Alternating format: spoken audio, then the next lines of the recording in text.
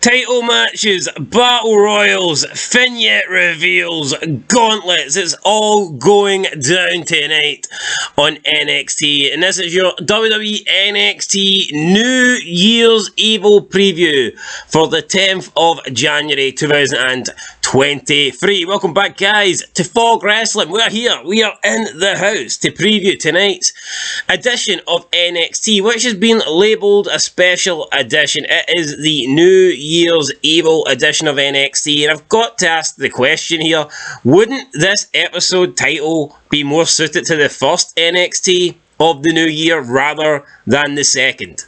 Absolutely, because, you know, we're 10 days into the new year. It's a bit dead, to use that term, so why not... I wouldn't say it's dead, like, but I'd say it's more... I know, but you wouldn't have New Year's Revelation midway through January, would you? Well, I wouldn't.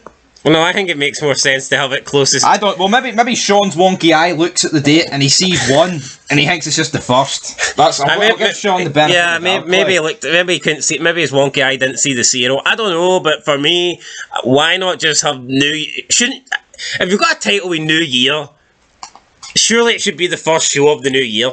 Yeah, it's like WWE did it last year, day 1. They didn't do it in day 2.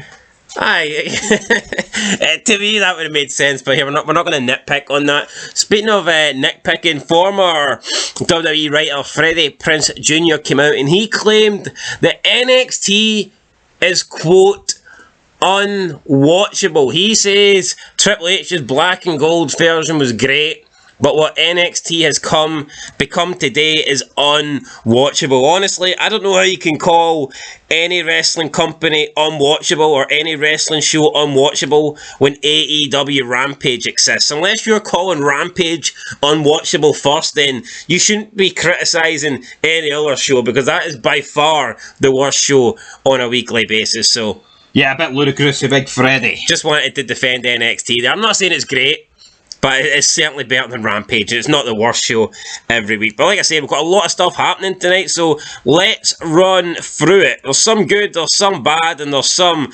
I don't even know how to describe some of this stuff. But let's talk about we'll go in terms of probably least important to most important. So up first, we've got Charlie Dempsey versus Hank Walker. I have zero interest in this, and if I can use a quote from Freddie Prinze Jr., in my opinion, this is pretty unwatchable. Yeah, absolutely. So, if he was talking about this match, he's got a point.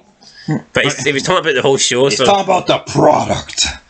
So, yeah, he's got a point, but I could care less about this. No, neither could I. I mean, you've got good stuff on NXT, then you've really bad stuff, and this is an example of really And Hank Walker's been trained by Drew Gulak, and that doesn't do anything for me, like, at all. The guy that did the tutorial on the 2K22 game, what a man. Speaking of not doing anything for me, let's talk about the next match. It's the Creed brothers, Julius and Brutus versus Indus Sher, Sagna and Fear Mahan. What's your thoughts on Fear Mahan being promoted for about 10 years before debuting, beating a couple of jobbers on Raw, beating the Mysterios 2-1, disappearing for another 6 months and then showing up on NXT? Very weird. Obviously, that was a Vince McMahon thing. Triple H now takes over and puts him straight down to NXT with a fellow Indian, doing another Vince McMahon thing. I said this guy would be gone from Raw, but I predicted a couple of months. 3 months at the most. And here he is. He actually lasted about a year, albeit out of those 52 weeks he was on Raw maybe like 4 times. Well, there you go, and now he's on NXT. No more Fear is coming. No, Fear is a failure. Fear is a failure. Donovan Dijak. Pretty hard name to pronounce, but I think I got there in the end. Donovan Dijak is taking on Tony D'Angelo. The winner will earn a shot at the NXT North American Champion Wes Lee, who will be on commentary for tonight's match. This, in my opinion, is going to be really good. I was excited last week. We seen Dijak abduct 2 dimes, or is it not Stacks? Aye, 2 dimes is gone. 2 dimes got through over the Manhattan Bridge. Yeah, no dimes. So yeah, we seen him abduct Stacks, and he was basically torturing him, and he had like the video cassette playing, and it was like weird stuff, and then he beat him down in the match, and then Tony D's like, "You think you're tough, huh? You want to pick on me, pick on someone your own size." So tonight we're getting Tony D versus Donovan Dijak. No matter who wins, they should be beating Wesley. I felt sorry for Wesley when he got stripped of the tag titles. That was nothing to do with him. It's not his fault. We have some lying bitch that gets him robbed of a title that he's worked hard for, and I get that. But as a singles guy, I don't see it. The guy's got no character, no personality. You could replace Wesley with anybody. He's just a guy that does big flips and big moves in a match. So I would have any of these two win and take on Wesley. Got a funny feeling though, we could be looking at a draw tonight. Yeah, I could definitely see that. And again, back to the Wesley point, he gets shafted, and that feels like a long time ago. Oh, it's a year ago, isn't it? Well, close to a year. Must be. Well, it was after Mania, the night after Mania, so... 9 months. Aye. Moving on, we've got the Gauntlet match. It's Pretty Deadly versus 3 teams to be announced. If Pretty Deadly win, they earn a title shot at the NXT Tag Team Champions, The New Day. The New Day, in recent weeks, have been wanting Pretty Deadly to bring them presents because it's been Christmas time. And one of the Pretty Deadly, the clause was Pretty Deadly had to bring every single present that the New Day asked for if they wanted a title shot, but the New Day asked for The Rock's eyebrow, and I guess Pretty Deadly weren't able to shave it off and deliver, so... That's pretty brilliant. I thought it was pretty good. For The Rock's eyebrow. So yeah, they were unsuccessful in retaining The Rock's eyebrow. I mean, how much do you think The Rock's eyebrow would be worth anyway? I mean... Well, maybe back more in the day. Does he really use it now? Probably not, but... Hollywood doesn't like it. It would be an expensive gift. We've got 20 women's #1 contender match battle royal. So last week we've seen all these women, a bunch of women we know, and let's be honest, a bunch of women we've never ever seen before in our life, and they were basically cutting a promo. It was like a freestyle, and you had women appearing from everywhere, man. It was mad. It was kind of crazy. And I guess all these women are going to meet tonight. I'm not going to run through the entire list, but you've got your big names. You've got like Toxic Attraction in there. You've got Cora Jade, Nikita Lyons, Elektra Lopez is in there, Wendy Chu's in there. Pretty much everybody that has got a name on NXT is in there. One person who's not in there though is Tiffany Stratton. However, she might be returning tonight. There's been vignettes being played over the past couple of weeks, and apparently she might be behind the vignettes, and that reveal will happen tonight. So we'll see if Tiffany Stratton is coming back to NXT and whether she is ready to return from injury or not. I doubt she'll be in the 20 women's #1 contender battle royal. She might be. You know, who knows? Maybe they'll air another vignette before the match and she could be a last entrant. Because they haven't announced all 20 women yet, so I guess there will be places available, and whoever wins that match will, of course, take on Roxanne Perez at Vengeance Day. Roxanne Perez made her return to NXT last week after disappearing for a couple of weeks. So again, I know people like to criticise Ronda Rousey and say that she's part-time, but, I mean, if Ronda Rousey's part-time, what does that make half the other people in the company? Because they seem to appear less than Ronda does. I know, I've noticed that under Triple H. People, like, just seem to fade. Man, like, see back in the day, man, everybody, every week, boom, boom, boom, boom, boom, boom, boom. Like, see these days, like, you'll see somebody and you'll not... No, we literally seen Dolph Ziggler was on this week's Raw. And it's like, Dolph Ziggler's a guy they just bring back every like 3 months. Dolph, we need someone to job at the night, are you free? I was like, what the hell? I mean, what is Dolph Ziggler's status at the moment? Well, no, like, part-time? I mean, it's like a... Night time. Night time, aye.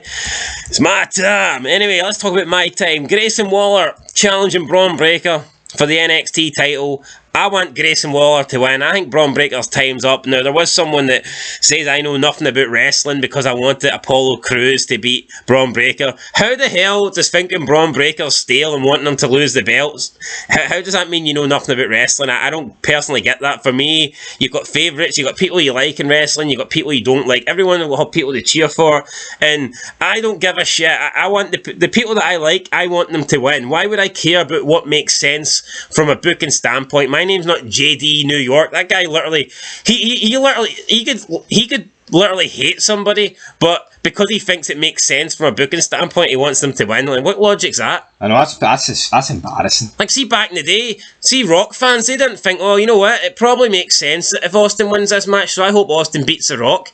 Why you think like the booker? You ain't booking shit. You ain't getting paid to book shit, mate. You're sitting like us talking on YouTube, talking a load of shite. So you're not, you know what I mean? Or you might do commentary for some garbage indie promotion, but no one gives a flying monkeys about. but at the end of the day, you haven't done anything. Like, so I just don't understand these people that it's like same with TV shows, right? The Walking Dead. Let's talk about The Walking Dead. Shane Walsh, probably my favourite character in TV history. Did it make sense for him to die at the end of season 2 when Rick killed him? Yes. It did make sense because of the conflict between the two, and for Rick's character to grow, you feel like Rick had to do something in order to take him to the next level, to protect the group and to be a real leader, and I think killing Shane was what Rick needed. But did I want Rick to kill Shane because it made sense? No, because Shane was my favourite character. You fucking dumb piece of monkey crap, as The Rock would say. Of course, why would you want your favourites to be killed off or your favourites to lose? You wouldn't. So that's why I wanted Apollo Crews to beat Braun Breaker, because I find Apollo Crews entertaining. I think Apollo Crews' run since returning to NXT has been good. I think Braun Breaker for the past 6 months has been boring. So that's it. Sorry for the rant, guys, but just wanted to point that out. Big Braun fishing with Apollo Crews in the middle of the lake was brilliant. It was, but I feel like it was more Apollo Crews. Like, I don't have nothing against Braun Breaker. Like, I think Braun Breaker's alright. I just think he's been boring. I think Your real dad is Scott. He's no Scott Steiner. I mean, let's just put it that way. And if Scott Steiner wants to come out and accompany him to the ring and talk for him, then by all means. Oh, absolutely. Come on, Scott. I think he's already burnt his bridges again, though. Do you agree with that, though? What? The whole point of, like, why do people, like, want everything to happen what they think should happen from a booking standpoint? Exactly, it should be who you want to win. Yeah, I mean, these characters get you infested in them, so surely you should be cheering for your favourite characters. You shouldn't be cheering for, well, I think it probably makes sense for this person. I mean, like I said, no one's getting paid here. See, back in the day when Triple H had his reign of terror, and he's against Eugene for the belt, for example, no one wants Triple H to win, but realistically, Eugene should never be anywhere near it. Exactly. So, I mean, but logically, you know, that's it. You can want someone to win, doesn't mean it makes sense. Now, a lot of people wanted Eugene to win, but does that mean he should win? No. I don't get it. Anyway, guys, we're going to quickly go through our predictions then for tonight. So, Charlie Dempsey versus Hank Walker. I honestly do not care, but I'll go Charlie Dempsey because I think at the end of the day, he's the guy that's supposed to be a professional wrestler, and Hank Walker's literally a ref trying to train under Drew Gulak. So I'm going to go Dempsey. I'm going to go Dempsey as well. The Creed Brothers versus Indus Sher.